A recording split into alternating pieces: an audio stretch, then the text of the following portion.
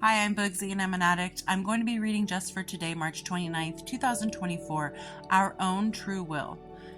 Page 91, basic text, page 48. God's will for us consists of the very things we most value. God's will becomes our own true will for ourselves. It's human nature to want something for nothing. We may be ecstatic when a store cashier gives us back change for a 20, though we only paid with a 10.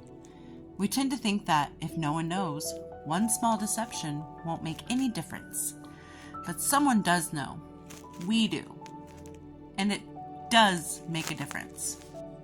What worked for us when we use frequently doesn't work long in recovery. As we progress spiritually by working the 12 steps, we begin to develop new values and standards. We begin to feel uncomfortable when we take advantage of situations that, when we used, would have left us gloating about what we had gotten away with. In the past, we may have victimized others. However, as we draw closer to our higher power, our values change. God's will becomes more important than getting away with something. When our values change, our lives change too. Guided by an inner knowledge given to us by our higher power, we want to live out our newfound values. We have internalized our higher power's will for us. In fact, God's will has become our own true will for ourselves.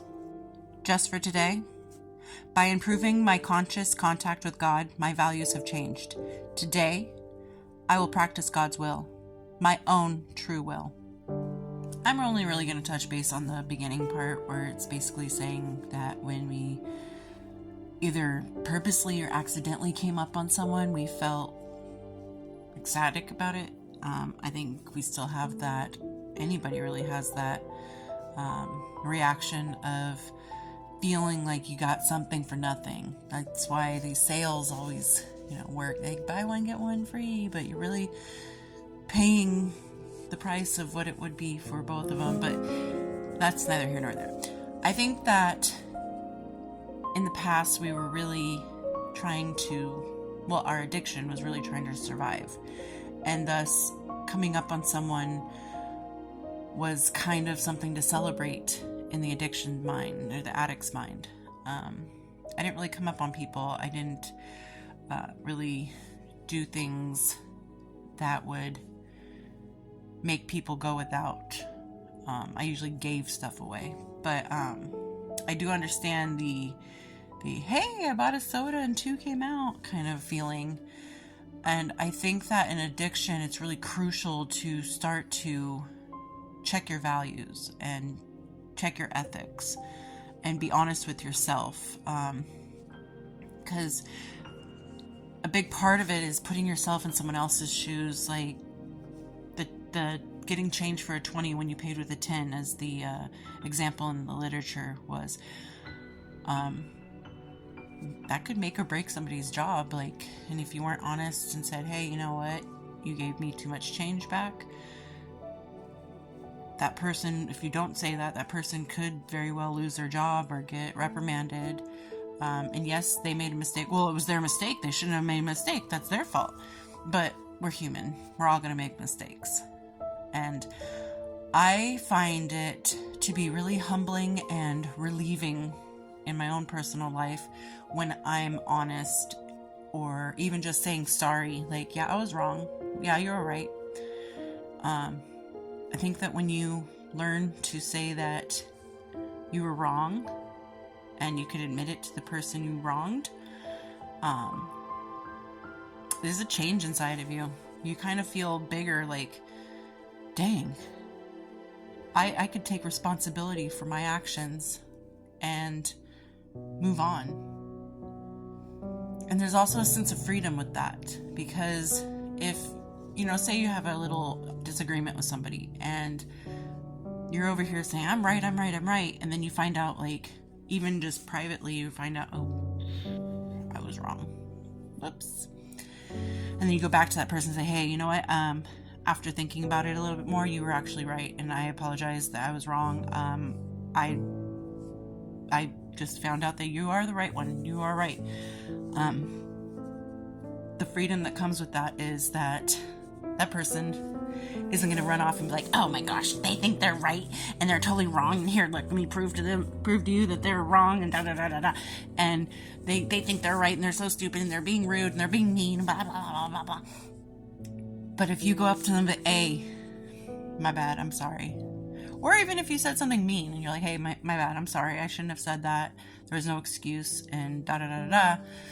That person really has no control over you in the sense of being able to vent or complain about it. Like, this person did this to me and they never said sorry or whatever. But if you do say sorry and you do admit you're wrong, then they really have no room to say anything. And if they do, and somebody brings it up and be like, no, I told them they were right, I told them I was wrong, and I apologize, they're gonna look like the silly one. Anyway, that's kind of an extension to the somebody gave me back too much change and I should return it.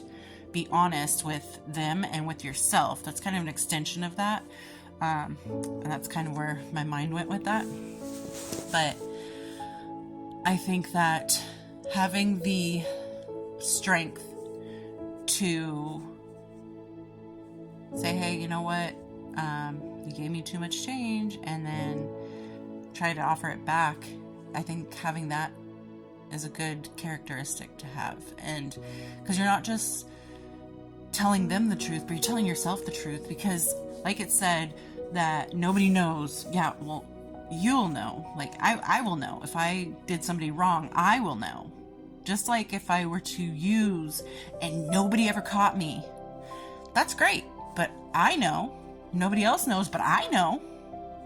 And that would eat me alive, because I'd sit there thinking like, okay, my recovery date's coming up, and I get to that date and everybody's congratulating me and tell me how proud they are, and oh my gosh, you've come so far, I'm so proud of you, you did great, you're wonderful, this, that, and the other.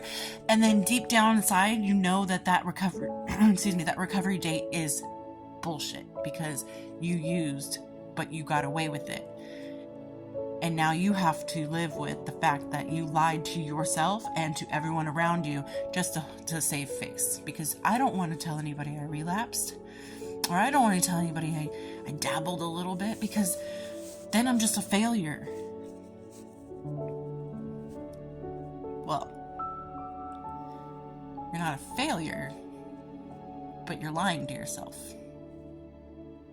Because if you slipped up and did something, but pretended it never happened, it's going to eat you alive knowing that it did. So you've got to come clean with yourself, and then hopefully to other people. Because even if you slipped up, doesn't mean that you can't start again. It might take forever, feel like it takes forever to get back to where you would have been had you not made that slip up.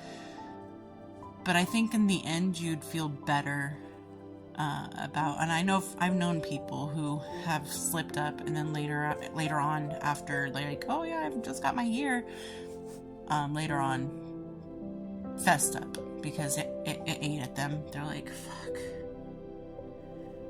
Okay, 2 months ago I did this, and I took my year chip when I shouldn't have, because they feel guilty. And that's a good thing in recovery, is that you do start to feel those emotions and those reactions to things, the guilt or the pride or whatever it is. And I just think that being honest and moral and ethical and all of the above is a very crucial, important part of recovery. Even if something so simple as, you gave me too much change, here you go. It makes you feel good. It makes you feel good when people go, oh, that person? Yeah, I trust them. Oh, that person? Nah, they don't lie. Or if they said that, I'd believe them. It feels good to know that people can trust you. So don't lie to yourself and others because you felt good in that moment that you got away with something. Tell the truth. Be honest with yourself. Be honest with others. And I hope everyone's doing well out there, and I will talk to you later. Bye.